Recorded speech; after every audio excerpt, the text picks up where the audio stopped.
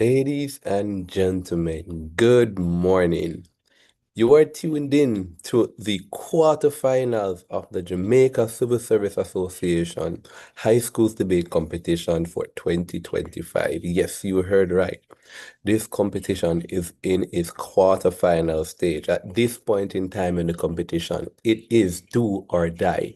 The only teams advancing are the winning teams. That means there are no more wildcards. That means that both teams, I'm sure, would have presented their case in a spectacular way, and we're going to have an amazing debate today, befitting of the quarterfinals.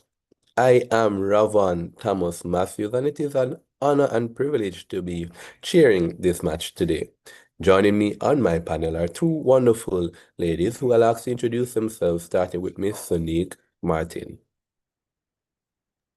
Good morning, everyone. And as Ravon said, we're now on to the quarterfinals of this, and it's sudden death, basically, meaning the team that wins, whether that be Clarendon College, who is proposing today, or Wolmer's Boys School, who is opposing today, will go on to the semifinals. And importantly, the motion being contested today is this house prefers incentive-based occupational health schemes over punitive regulation. May the best team win. Thank you very much, Sonique, indeed. And of course, joining me on my panel, Jordana Denton. Hi everyone. As everyone said, I'm Jordana Denton. I look forward to a riveting exchange of ideas and may the best team win. Indeed.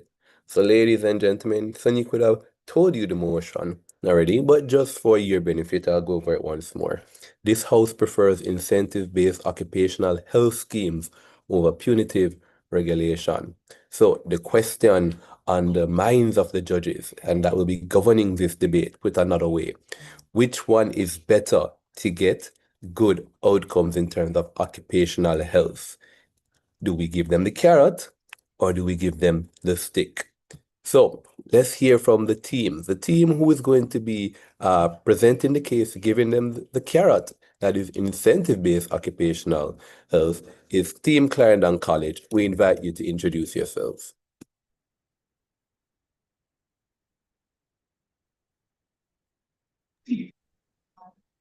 Good morning. My name is Shahira Gonzalez, and I'm the 21st speaker. Good morning. I am the first speaker. My name is Shahira Gonzalez. Good morning. My name is Alia Mackenzie, and I'm the second speaker. Good morning. My name is Marlene Green, and I am the third speaker. Thank you very much, Team Clarendon College. And of course, their opposition team, Wolmer's Boys School. We invite you to introduce yourselves. Good morning. I am Joshua Powell, the first opposition speaker and leader of the opposition. I am Jordan Dixon, second opposition speaker. I'm the deputy leader of the opposition. Alvin Williams, and I'm the reply. All right, thank you very much, Wolmer's Boys School. Now, at this point in time in the competition, the teams already know the rules and format. In fact, they're masters of it. But just in case you're joining us for the first time, I'm going to go over it nonetheless. So first speakers, you will have 7 minutes to present your case. Second speakers, you will have 6 minutes. And the third and final speakers from each side will have 5 minutes to present their case. It's important to note that the first and last minute of both of those speeches are something that we call protected time. During the first minute of the speech and the last minute of your speech, you'll be protected from points of information, and that means no points of information will be asked and none will be allowed to be accepted. Of course, outside of those periods of protected time, we welcome points of information. Interestingly enough, the reply speaker is not going to be taking any points of information because they have 5 minutes to prove to us why they think their team won the debate. Now, between the first and second speakers and the second and third speakers, we have something that is unique to the Jade parliamentary format that this debate is governed by, and that is the periods of cross-examination. I think those are going to be fun. And I'll tell you a little bit more about the cross-examination period when we get to that point in the debate. You've heard enough from me, ladies and gentlemen. You want to hear from your debaters. And so it is an honor for me to officially open the quarterfinals of the JCSA High Schools debate competition. And to do so, we invite the first speaker from Clarendon College, Sahira Gonzalez.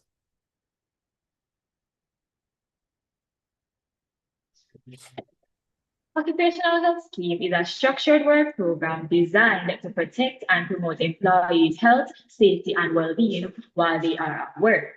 Incentives in an occupational health scheme are rewards or benefits offered to encourage employees to participate in health and safety programs, improve their well-being, or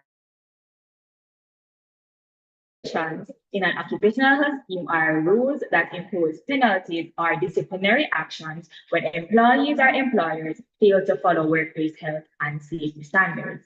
As the leader of the proposition, I strongly agree with this motion that states that this House prefers incentive-based occupational health scheme over punitive regulations. This is because incentive-based approaches are more effective in motivating voluntary participation and build a positive safety culture rather than relying on fear or punishment. I will be presenting on the fact that incentives are cost effective in the long run and it promotes a positive culture. And my second speaker will be explaining that it improves innovation. My third speaker will summarize the debate and prove why the proposition is the winner of today's debate. My first claim. Incentive-based educational schemes are cost effective in the long run. They are cost effective because they prevent problems before they even become an expense. My first warrant. It reduces workplace accidents. When employees are rewarded for safe behavior, accident rates drop. Fewer accidents mean lower compensation claims, fewer legal costs, and less equipment damage. Industry reports suggest that safety incentive programs have been associated with lower lost time injuries, cost savings, and more positive workplace environment, with some evidence indicating nearly $6 return for every $1 investment in these innovations. This is written by Murphy's Law 2023. Prevention is far cheaper than paying for injuries. My second warrant, it improves productivity. Employees who feel supported and rewarded are more encouraged, work more efficiently, and make fewer errors. This is supported by the theory X and Y in business. In relation to production, theory X may produce quick results through strict supervision, but theory Y tends to create higher and more sustainable productivity because employees are internally motivated rather than externally pressured. My second warrant. Incentives contribute to better engagement and productivity. Research on workplace safety and wellness programs show links between health and safety initiatives, and increased employee engagement and productivity, which are key components of a positive workplace culture, written by Curry Journals 2024. Higher productivity increases output without increasing staffing costs. My third warrant. It reduces staff turnover. Positive workplace culture reduces employee turnover. Reducing staff is expensive due to requirements, recruitment costs, training expenses, lost experience and knowledge. Retention saves money over time. My second claim. It promotes a positive culture. Incentive-based approaches promote a positive culture by building trust, encouraging shared responsibility, increasing moral, and enforcing safe behaviors through recognition rather than punishment. My first warrant. It encourages shared responsibility. Employees feel they are active participants in workplace health and safety, not just following orders. My second warrant. It builds trust between staff and management. Rewards systems show that the organization values employee well-being rather than relying on merely punishments. My third warrant. It reinforces positive behavior. Safe practices become encouraged. Incentives can improve safety behavior and performance. According to the study published by Science Diary, Providing safety-related incentives increase employees' motivation and safety performance, at least in the short term, showing that incentives can influence behavior in work significantly. Additionally, when well-designed incentives can reinforce proactive safety practices, and safety experts note that using incentives tied to leading indicators like hazards, reporting, and safe behaviors encourages employees to engage in preventive actions, which helps to build a stronger safety culture. This is by Safeopedia in 2017. Mr. Speaker, this proves that incentive-based occupational health schemes are far better in ensuring employers guarantee their workers' safety without fear and pressure. All right, thank you very much. That was the first speaker from Team Clarendon College, Sahara Gonzalez. At this point in time, we open up the debate to the opposition team, Wolmer's Boys School, and invite their first speaker, Joshnell Powell. Okay, just confirming that I am audible. Yeah, can hear you wonderfully, Joshnell. Okay, just setting up my timer briefly.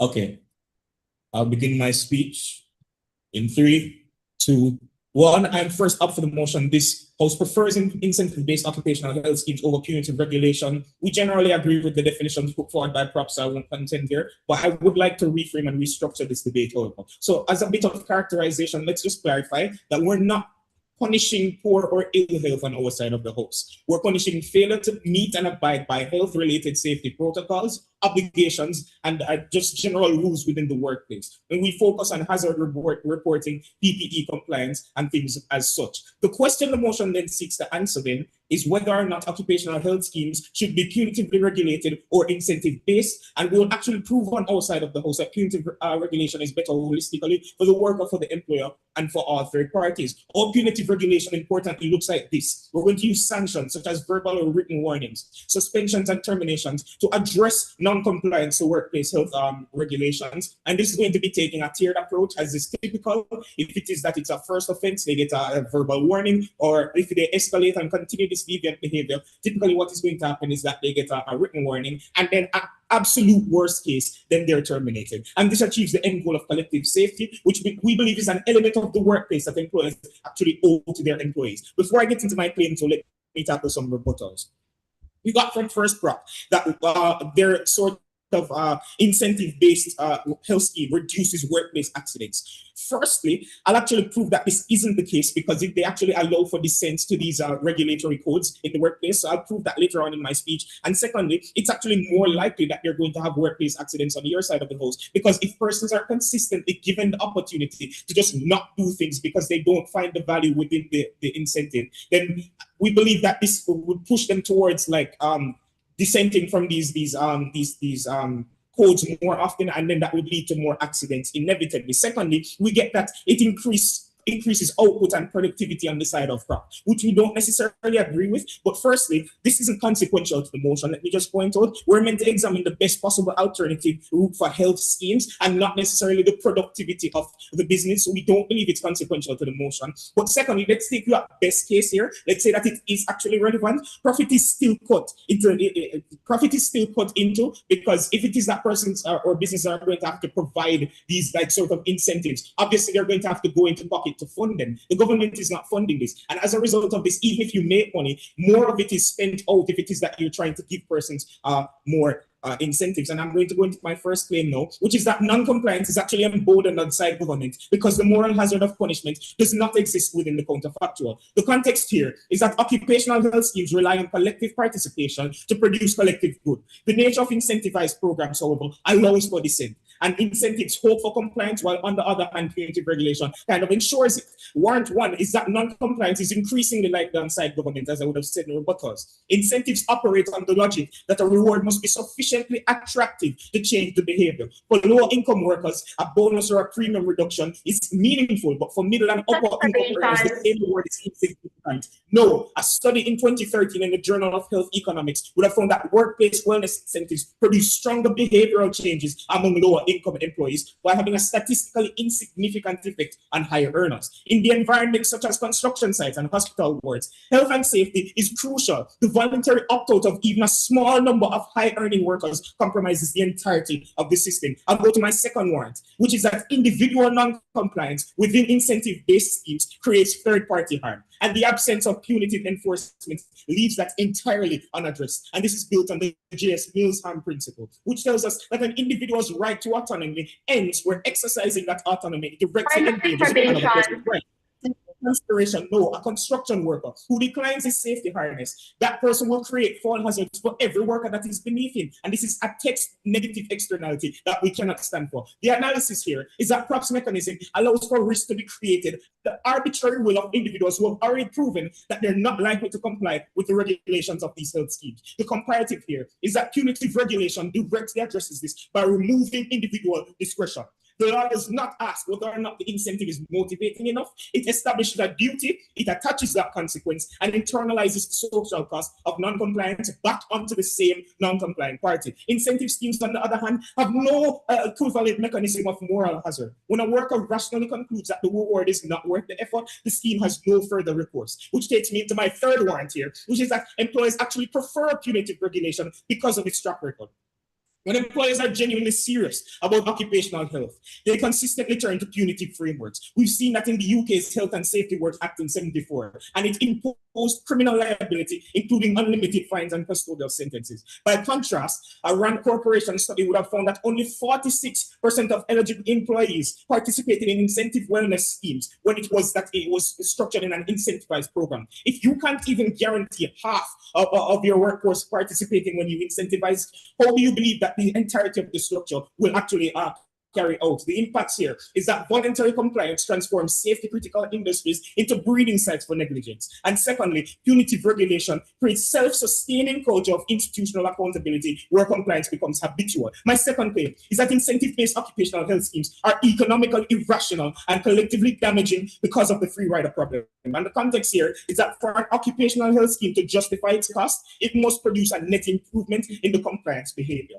Incentive schemes fail this test structurally because they distribute financial reward without discriminating between the ones who needed it to change their behavior and the ones who would have complied regardless. My first warrant here is that incentive expenditure is captured by already compliant workers, and this produces windfall results for behavior that required no intervention. When compliance generates a bonus, the workers most likely to claim it are those who are already disposed to meet that standard before any incentive existed. And we saw this in a National Bureau of Economics study, and they found that the majority of measurable health improvements were attributed to the section effect, meaning that the scheme attracted and rewarded persons who were already compliant rather than converting non-compliance one. My last point here is that employers are not willing to provide incentives that punitive regulation achieves and performs more consistently. Employers would need to go into pocket to fund these incentives, and we don't think they're likely to do this because it would naturally require them to cut into the profits that they're making, which they consistently try to increase by cutting other costs, and we can't see them adopting a new one that is logistically unnecessary. And lastly, I prove that incentives intensify non-compliance. This reduces employers' legal coverage because third parties might more easily sue for below standard produce, which is a net negative for employers. And we believe that as that, we will rest in opposition. Thank you very much for that spirited speech. That was Joshnell Powell, the first speaker from Team Wolmer's Boys School. Now, at this point in time, I would have hinted at the cross-examination, and that's exactly what we're going to be doing now. And so this period will be governed by the following rules. Team opposition will pose 3 questions to team proposition. Each question will last no more than 10 seconds, and only one person on the team can ask a question at any given point in time. Team proposition will answer those questions, they'll have 45 seconds to do so. And it's important to know that the entire team can chime in to answer that one question as long as it fits within that 45-second period. After team opposition has posed their questions to team proposition will be given the same privilege to pose their questions, and team opposition will respond to them. All right, with the rules out of the way, ladies and gentlemen, we are now going to invite Team Wolmer's Boys School to pose their first question. Okay. Can you name a single mechanism in your world of proposition that protects a worker whose employer or colleague simply chooses not to uphold these safety standards?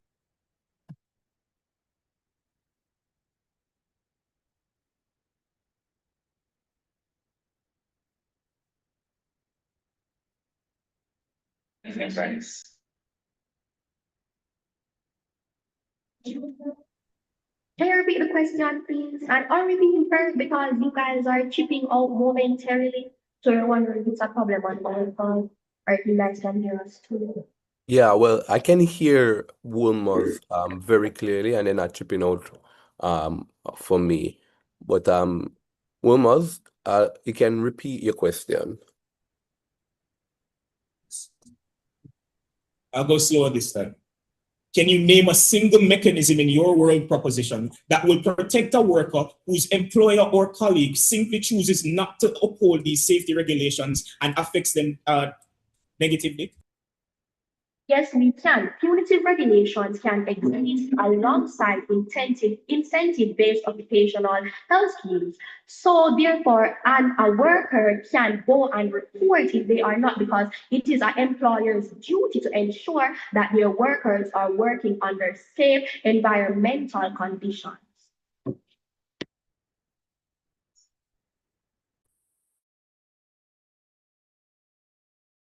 No more. Okay, second question. By sort of confessing that punitive regulation can be used alongside incentives, do you not concede to the whole utility of punitive regulation being superior to that of incentive?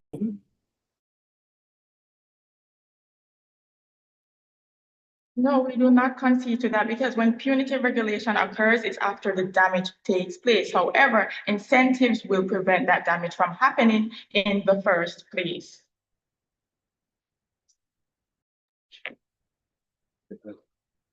Anything to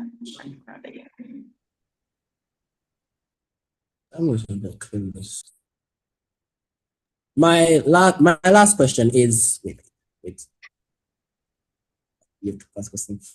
Okay, our last question is, if wellness program participation rates look excellent, but clinical outcomes statistically show no improvement, do your incentive schemes actually work in practice? You can repeat the question. Can you repeat the question, please, slowly? If wellness program participation rates look excellent, but empirical evidence and clinical outcomes show no true improvement in worker health, do your incentive schemes actually work in practice? Okay, yes, they work in practice, but the reason you're not seeing so much is based on what type of incentive the country uses and how they are carried out within the country. For example, if incentives are just based on zero accident reports, sure, you might not see as much improvement. However, when it's based on actually reporting the accidents or incidents that happen in the workplace, you're going to see improvement. So it's not an issue with incentives, but the type that is used based on different companies. All right, thank you very much. At this point in time, we want to invite Team Clarendon College to pose their question to the Wolmer's Boys School.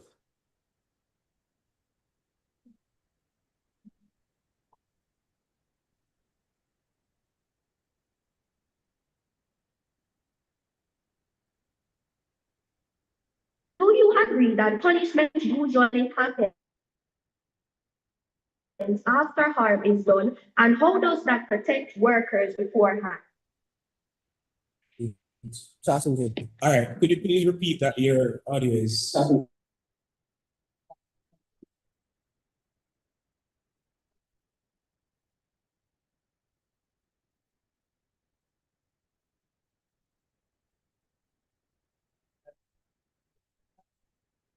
Team Clarendon College, are you with us? Sir, sorry about. Yes, No sir. We're worries. here. You can repeat your question. Do you, since punishment, which are punitive regulations, usually happen after harm is done, how does that protect workers beforehand? All right, so firstly, we believe that it prevents still on our side of the house because it serves as a moral hazard. If it is that persons know that there's a consequence for their actions, they're more likely to make acts that are like not going to cause them to suffer these punitive damages. And the fact of the matter is reporting is a thing that exists on our side of the house, right? Because when we look at punitive framework sanctions, we see that we're looking at skipping mandatory health surveillance, refusing safe training, or repeatedly breaching protocols, right? So what we established on our side of the house is that there's a baseline for workers need to actually do in the workplace. So when they consider actually putting on these safety harnesses, say, look, if I don't do this, I get a fine. If I repeatedly keep not doing this, I might eventually be terminated from my job. So a moral hazard exists there to say, okay, I'm not going to do this because I know the consequences of X action.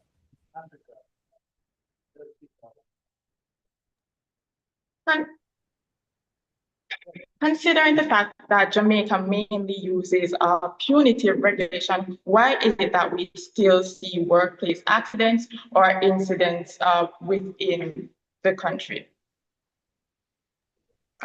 Okay, first and foremost, two things here. The fact that the country largely uses it, I feel like is a major concession to its like utility, but let's not even go there. Why is this still used even though accidents happen? Is because just that accidents do happen. You're not going to prevent something from happening 100% of the time. But what we achieve on our side of the house is that it's more likely to keep these persons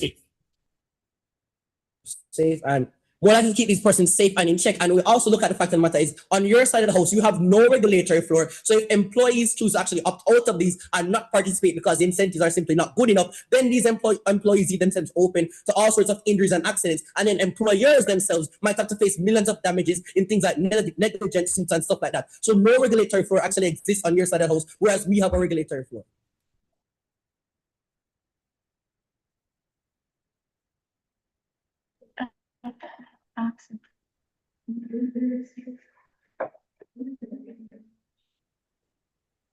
How do you justify imposing heavy fines on small businesses that may already be struggling financially?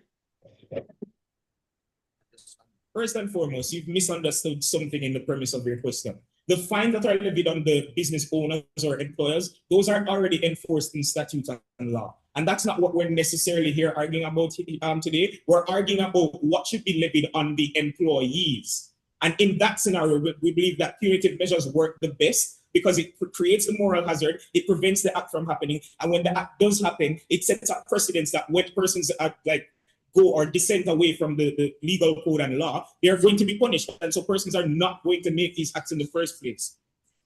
And incentives, on the other hand, are just expensive because like who's going to, as an employer, take out of pocket and decide, say, yeah, I'm going to give you all of these like monetary additional and also just because the administrative bureaucracy that's required for incentive schemes on small business simply makes them impractical to apply on a large scale, while punitive schemes are simple and can be applied by any business, regardless of whether they're a small or a multinational corporation.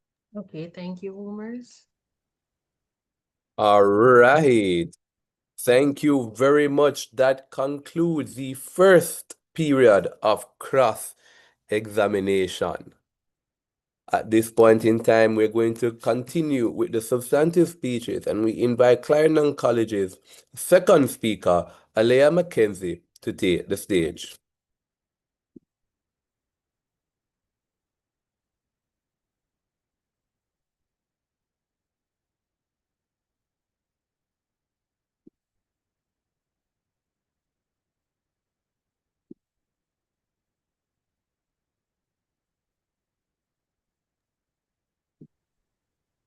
All protocols observed, the opposition rather has a misconception that incentives are only financial, which is not actually true. And research actually shows that employees prefer awards for recognition rather than just incentives. They also say that incentives will be expensive because employers have to go into their pockets. However, this is not going to be an issue if the rewards are diversified, including day off, leaves, and employee benefits.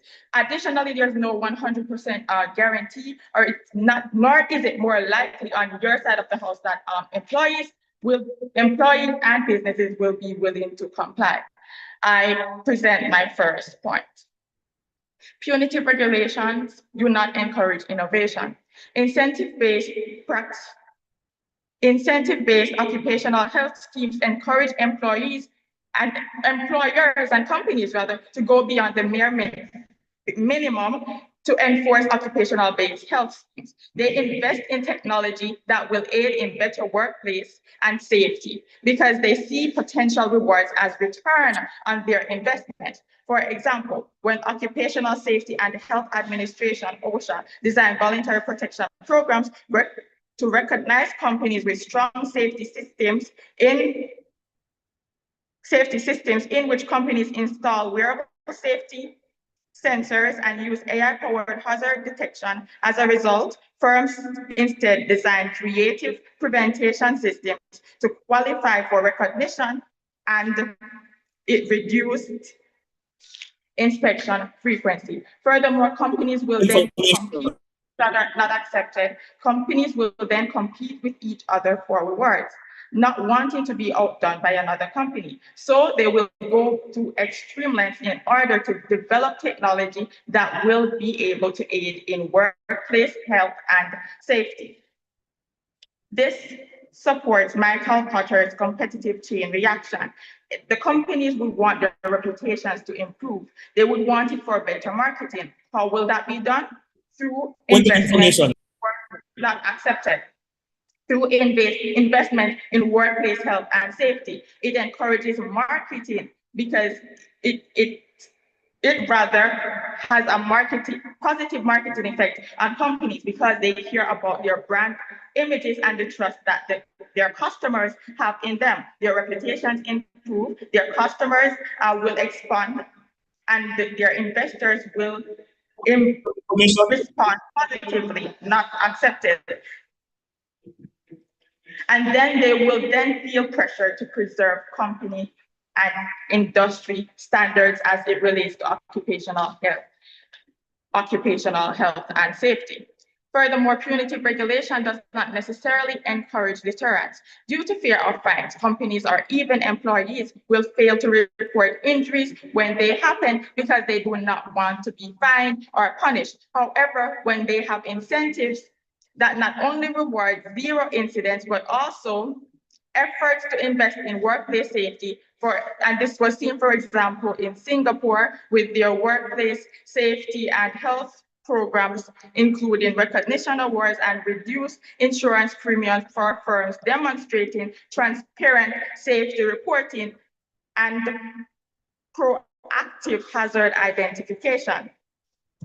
Their country then saw companies reporting more hazards and identifying them, as well as early risk.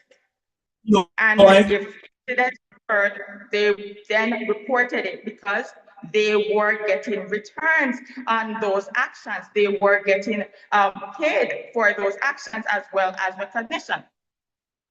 They then identified and reported more risk and invested more in workplace health and safety, seeing a long-term decline in workplace health and workplace fatality rates rather. Not only does this prove that incentives encourage more reporting, but it will even not accepted.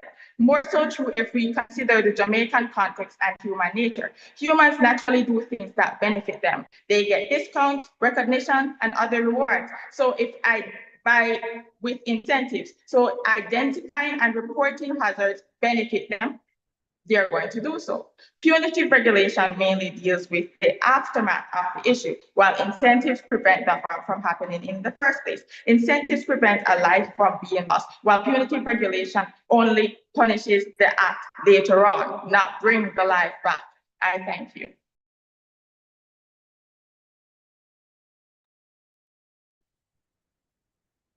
And thank you very much. That was the second speaker from Clarendon College, Aliyah Mackenzie.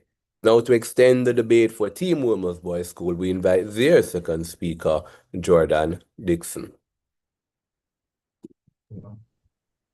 Am I audible? Am I clear? I will begin. Let me start my timer. I will begin my speech in 3, 2, 1. I'm second opposition for the motion. This house prefers incentive-based occupational health schemes over punitive regulation. I'll target their first argument, the fact that these incentive-based schemes are actually more preventative than punitive schemes. But let's look at this, right? Their side of the house, they're confusing the ceiling of their motion with the actual floor. The fact of the matter is, if employers or employees simply choose to opt out of these incentives, it's not preventing anything. It's actually leaving them more open to damages and making them more liable to whatever injuries and things might occur when they're operating around things like sharp machinery, right? When you look at our side of the house with punitive regulations, our first speaker already told us in the report that the moral hazard created by punitive-based regulations ensures that prevention actually occurs before workers even start deciding to opt out of these schemes. Our side has a regulatory floor, yours does not, right? Let me also report the argument about reporting. They say that punitive schemes suppress reporting, but the fact of the matter is reporting is legally protected under anti-retaliation rules from OSHA, and you're attacking a system that explicitly shields the behavior that suppresses it. If you want the actual cause of underreporting, the evidence is clear. Financial incentives tied to injury rates and attendance. When bonuses, insurance premiums, or rewards depend on incidents, workers face direct pressure to stay silent. Reporting an injury becomes financially irrational. OSHA formally warned that risk-based incentive schemes suppress injury reporting. The Government Accountability Office confirmed it. Decades of occupational health research actually show the same pattern. Now, they also talk about the fact that the minimum, right? But they are ignoring the fact that the minimum is a feature of our side. The fact that it's a regulatory floor for the good, average, and the negligent employer. Their side of the house only targets great employees. They look at employees who are average, employees who are negligent, or simply don't care enough to provide the incentives required to get the workers actually participate in these health schemes, right? They're talking about a scheme that gives a guaranteed minimum for all workers, encourages some employers, to actually exceed standards, simply won't care, and they guarantee nothing for those baseline and those other workers, right? The occupational health is not primarily about pushing excellence at the top, it's about preventing failure at the bottom. We don't criticize food safety laws for requiring food to be safe rather than gourmet, nor building codes for requiring structural integrity rather than beauty. In safety critical domains, the minimum is not a compromise, it's a non-negotiable foundation. It's the regulations that govern every single industry, right? Now I'll talk about major concession in this debate. Prop told us in cross-questioning that punitive measures are necessary, not optional, because they're not supplementary in a no floor, no enforcement backstop, and no mechanism for the workers and employers who simply choose not to participate. They have spent the entire debate trying to convince us that incentive schemes are superior to punitive regulations, but they're now telling us that incentive schemes can't function without regulation underneath them. The motions that this house prefers incentive schemes alongside punitive regulation. It says over, right? They're asking for a choice between two models as the primary governance mechanism. They're now defending incentives as the second layer, sitting on top of a punitive foundation they have just admitted is necessary. They have switched sides in the middle of the debate and called it a rebuttal. I'll now move into my first claim that incentive schemes fail the workers who need them most. The first warrant, the highest risk workers are excluded. The worst health outcomes are mostly in sectors like construction, agriculture, formal employment, and weak institutional capacity that make participation in incentive schemes structurally impossible. Incentive schemes require a stable employment relationship. Administrative construction subcontractors don't have HR departments, agricultural gang employers don't offer insurance benefits, and domestic workers often have no formally recognized employer at all. These workers are excluded due to non-compliance. They're excluded because they exist outside the ecosystem in which voluntary incentives can function. Punitive measures don't share this limitation. Inspectors require compliant conditions, not wellness programs, and they possess legal authority to compel compliance. Punitive standards reach subcontractors, to supply chain liability, agricultural workers who sector-specific regulation, and domestic workers through employment law obligations. Legal architecture for enforcement applies in principle. These incentive schemes actually reward workers who need it least. Incentive schemes assume workers possess the financial stability to orient behavior around delayed rewards. Insurance discounts, wellness bonuses, and the like all require workers to defer gratification, navigate administrative systems, and trust that promised benefits will materialize, and this is simply not the case for your average worker in the Jamaican context. These only work for financially secure, permanently employed individuals with predictable outcome. For insecure, low-paid workers, these incentives actually become ineffective. A worker on a 0 hours contract managing rent arrears cannot rationally prioritize a quarterly bonus over immediate survival needs. A subcontracted logistics worker classified as self-employed is excluded entirely as no employer relationship exists through which an incentive can be delivered. These schemes are therefore designed around a model worker who represents a minority of those facing the highest occupational risk. Punitive measures don't depend on a worker's financial position or planning capacity. Health surveillance obligations attached to exposure, not income or contract type. The noise-exposed agency worker and the permanent employee are subject to the same requirements. PPE compliance applies equally to employees and subcontractors. These standards impose flat obligations on employers and require participation as a condition of work. The obligation is universal and the incentive is selective. My third one, incentive schemes penalize workers for having conditions they came to address. Incentive schemes actually overwhelmingly reward health outcomes or health coded behaviors. This penalizes workers with pre-existing conditions, disabilities, chronic illnesses, and the like. These workers are less engaged or less deserving of protection. They're simply unable to meet uniform benchmarks. The worker with arthritis can't meet set form targets, and the worker with episodic mental illness cannot maintain perfect attendance. In this case, the schemes penalize workers not for behavioral failure, but for health status. A system seemingly designed to promote health thus rewards those who require the least intervention and disadvantages those who require the most support. We avoid this problem on our side. Punitive measures require engagement with health management systems, not achievement of health outcomes. Testing applies equally to workers with compulsory participation, generating the data needed for early intervention. Respiratory surveillance requires participation from workers with occupational illnesses, and integrates them into exposure management. The impacts: high-risk workers with pre-existing conditions are excluded from occupational health surveillance, allowing preventable illnesses to go undetected and progress to disability or death.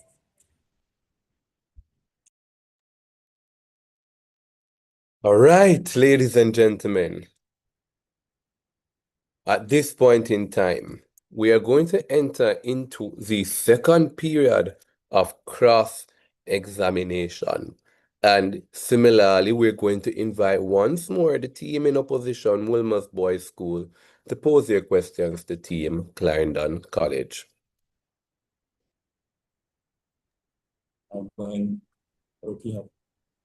Okay. So, Clarendon, what happens on your side of the house to a blue-collar or a construction worker, for example, who typically doesn't have this long-term employment contract and thus no access to a formal wellness incentive program? Okay, so the incentive program I'll rephrase. There's no need for a formal wellness incentive program. So long as the company that employs the contractor is getting an incentive to actually ensure his safety, he's then more likely to comply with workplace health and occupational safety.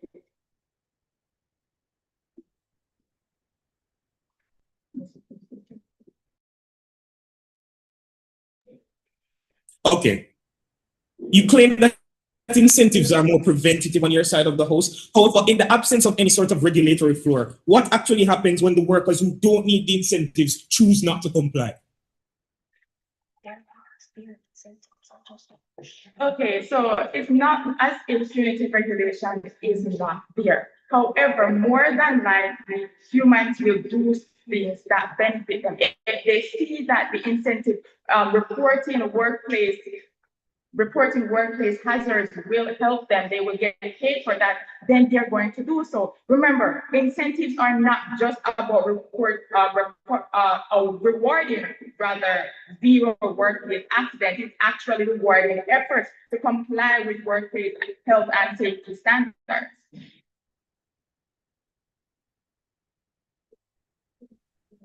Okay, final question. You claim that punitive in your world, punitive regulation is used alongside your incentives, but contend with two things here. One, contend with the fact that this is a prefers motion, you don't have the fiat to merge both sides. And two, are you not conceding to the utility of punitive measures by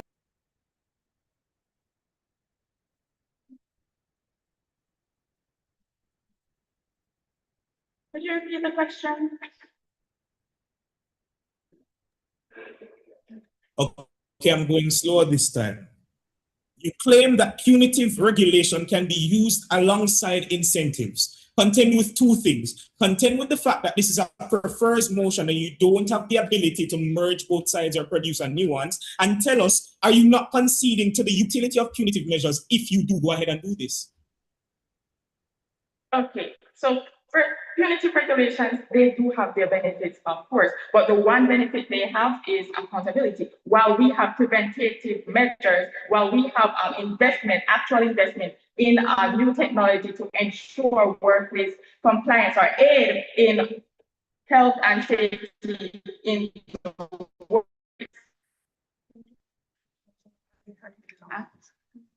Punitive regulations also goes alongside with laws. So even though it's a preferred motion, that does not mean that the laws and regulations that are in place are just going to disappear.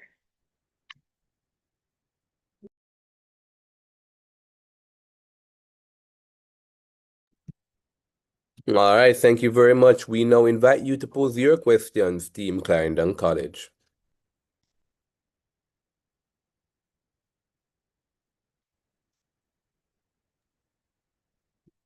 Can you prove that fines, which are punitive regulations, actually create long-term behavioral change rather than temporary compliance? That's me.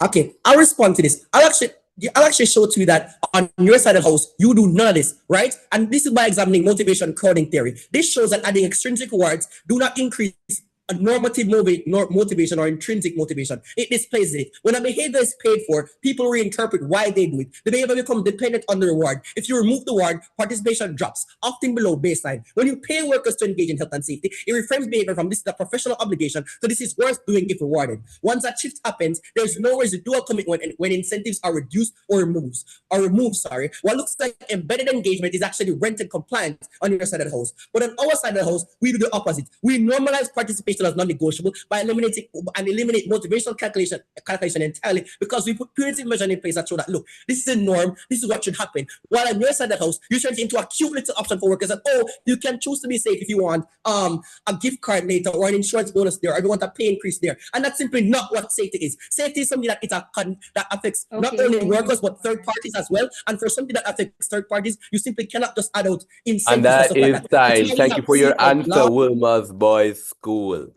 All right. Remember the 45-second time limit for your answers. All right. Team Clarendon College, your next question.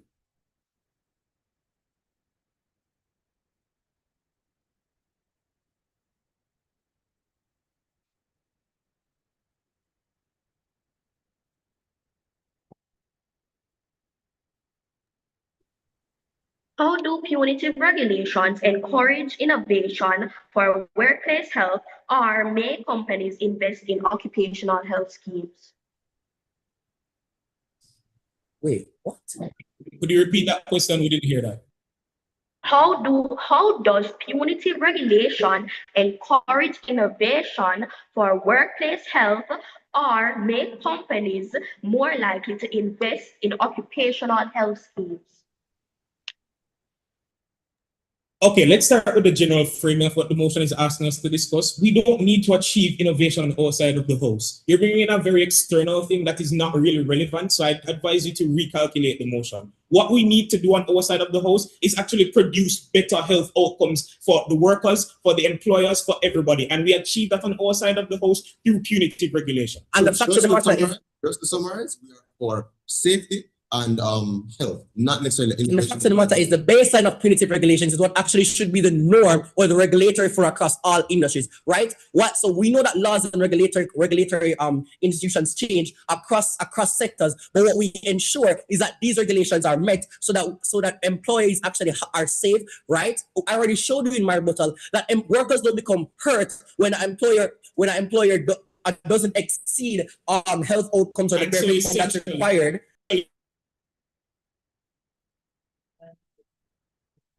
All right, and your third and final question, Clarendon College.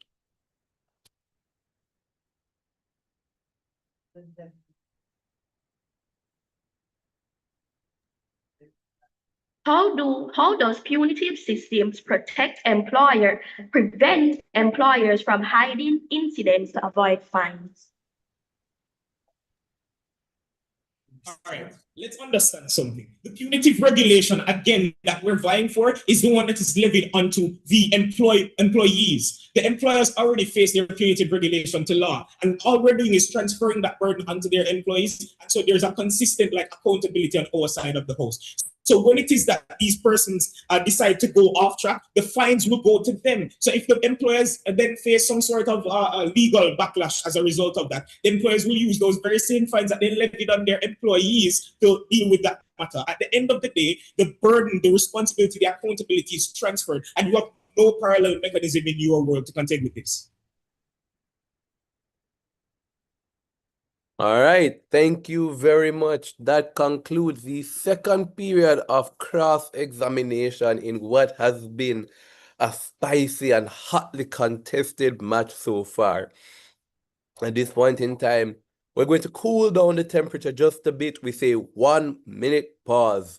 That 1 minute is to allow for the finishing touches to be placed on those reply speeches, after which we'll invite the opposition reply speaker. And to conclude the debate, we will then invite the proposition reply speaker.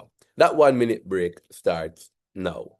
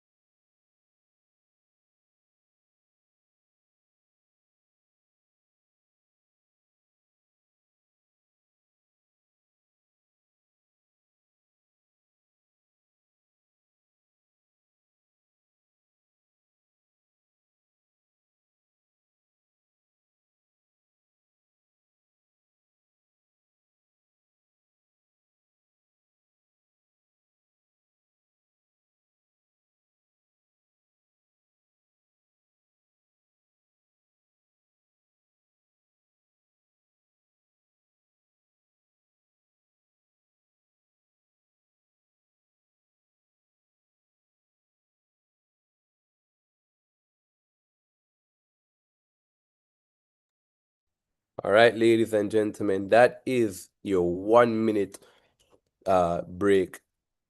It has elapsed. At this point in time, these two reply speakers, ladies and gentlemen, are going to, with every fiber of their being, prove to us why they think their team has won this debate. This is your final shot.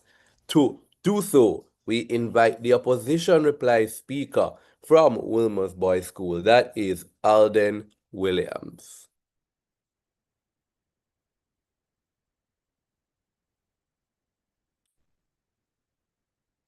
I'll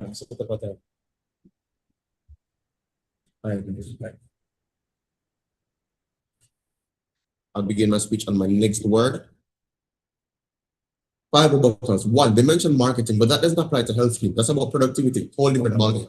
2, prop claims and incentives are cost effective, but in the long run, comparatively, incentives are the only option that can actually cost the business. Punitive measures involve fines, which give the business revenue, if anything. So the idea of cost effectiveness is asinine, as punitive measures have no inherent cost. 3, they claim that punitive measures can be instituted alongside incentives, blatantly conceding to the necessity of punitive measures. Mr. Speaker, proposition was the carrot and the stick, which are mutually exclusive in this debate.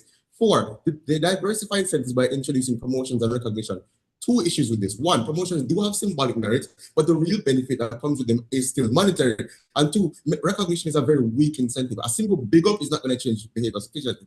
5, they claim that punitive measures make work survive instead of thriving, and that hinders productivity and innovation. Health and safety schemes seek to uphold safety over productivity. There still may be productivity-based incentives that benefit diligent workers, but this motion is all about health and safety, not innovation. Therefore, a mission of health incentives will not affect productivity or innovation. Do not mix the two. Let's move into the first class. Feasibility and effectiveness of incentives versus punitive measures. Chair, we must ask ourselves if it's really feasible to design incentives large enough to meaningfully influence high-income earners, or whether punitive measures are inherently more scalable and universally effective. The main objective of our business is to remain profitable, and monetary incentives cut into profitability, as my first speaker said. The monetary incentive that proposed rely on marginal financial gain, but as income rises, the marginal utility of additional income declines. A modest bonus may change behavior for a low-wage worker, but it's nothing for an executive.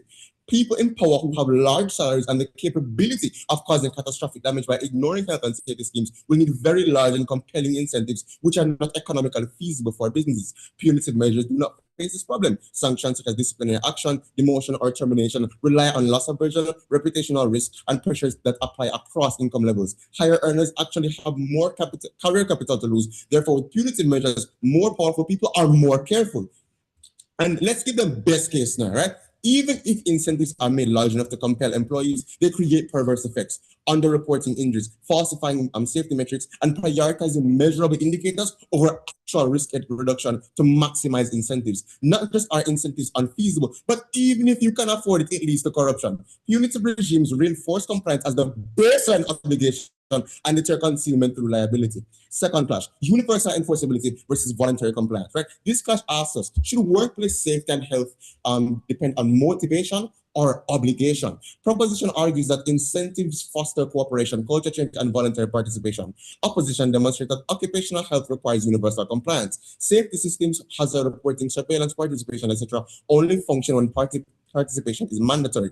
Even a small minority of non-compliant actors can compromise entire work sites. Therefore, the goal isn't to motivate appropriate action, but to mandate it. Opposition proves three decisive comparative advantages. Firstly, enforceability. Incentive schemes operate conditionally. They alter behavior only if the reward meaningfully outweighs the cost of compliance. Mid and upper class earners are statistically less responsive to modest financial incentives, meaning wealthier and more powerful individuals are less inclined to comply, therefore creating compliance gaps. Punitive regulation, by contrast, does not rely on behavioral elasticity. It establishes duty and attaches consequence. Simple as that. Second, deterrence credibility. Employers themselves operate under punitive regimes because credible sanctions drive infrastructure investment. The continued reliance on criminal liability regimes is institutional proof that incentives alone are insufficient. If voluntary compliance worked at scale, binding punitive regulation would be redundant, and it's not. Third, externalities. Occupational health violations create third-party harm. A worker skipping PPE does not merely endanger themselves, they expose colleagues and even consumers to harm. Incentive schemes leave residual discretion. When an individual decides the reward is insufficient, the system has no enforcement level. The goal of occupational health schemes is to ensure that the working environment is safe and healthy for everyone. One small mishap can cost lives. Therefore, appropriate action should be standard. Businesses should not have to bribe their employees to act right. Weighing this clash, the magnitude of harm under incentive failure is catastrophic. Permanent injury, systemic contamination, losses of lives, etc. On top of that, the probability of selective non-compliance is empirically demonstrated, and the catastrophic effects are irreversible. Occupational health cannot tolerate partial participation. Universal enforceability will always outweigh aspirational cooperation in health and safety systems. With that being said, proud to oppose. Thank you very much. That was Alden Williams, the final speaker from Team Wolmer's Boys School. Now, to conclude the debate for Team Clarendon College and prove to us why they think their team has won the debate, we invite their third and final speaker, Marlene Green.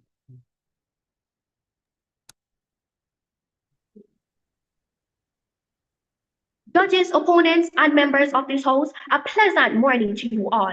As third speaker for the side proposition, my role is not to introduce new arguments, but to show this House why, after hearing both sides, the proposition has clearly won this debate. This debate was never about whether regulations should exist at all. It was about what we prefer as the primary approach to occupational health, a system driven mainly by punishment or one driven by motivation and partnership. Mr. Speaker, the opposition failed to show how under their framework how long-term occupational health scheme will be adhered. Employers are more, Mr. Speaker, with incentives, employers are more accountable in their world while implementing high-risk sectors. However, it is the employers who are responsible to provide the materials for safety. If the incentive If they are incentivized, they are more likely to invest in such material.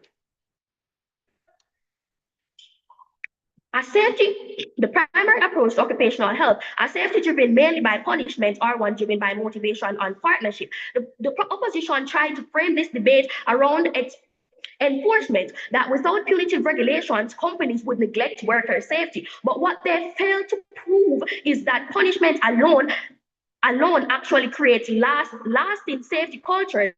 At best, punitive regulations force minimum compliance. At worst, they create concealment of hostility, and surface level adherence. They ensure companies do just enough to avoid fines, nothing more. On the other hand, the proposition demonstrated how incentives are less expensive. They encourage productivity, and they encourage overall safety culture, and give employees and employers the best conditions to work under.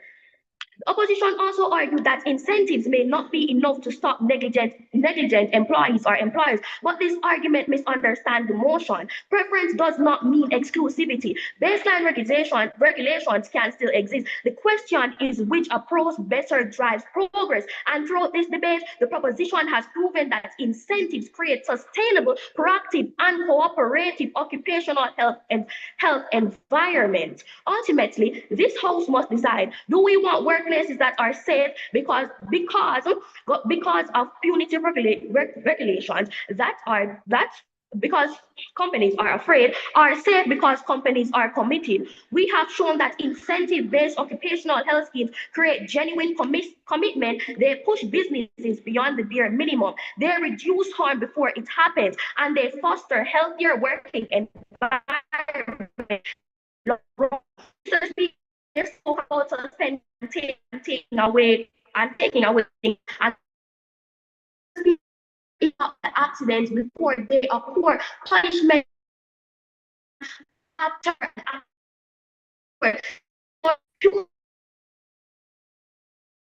uphold occupational self or to uphold occupational health. Mr. Speaker, the opposition also spoke about focusing on employment. At the end of the day, are ones who are responsible for Right. We just want to pause your time just for a sec there, Marlene. We have lost you.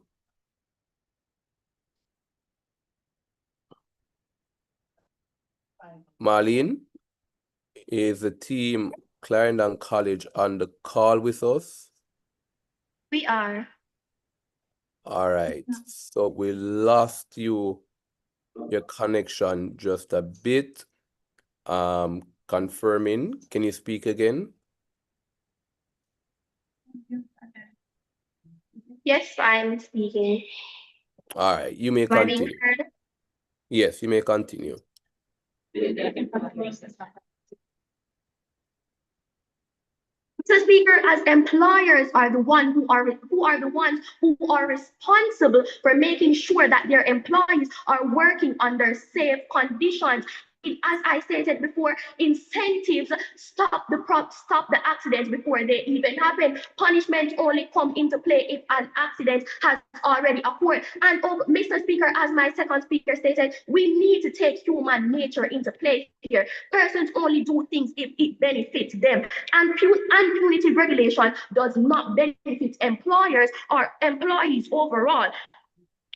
And Mr. Speaker, for these reasons, this House should definitely stand with the proposition in supporting incentive-based occupational health schemes. All right, and thank you very much, ladies and gentlemen. That concludes this match 1 in the quarterfinals of the JCSA High Schools debate competition for 2025. The judges are going to excuse themselves to another space for a few moments, and then we will return to you with the results of this match.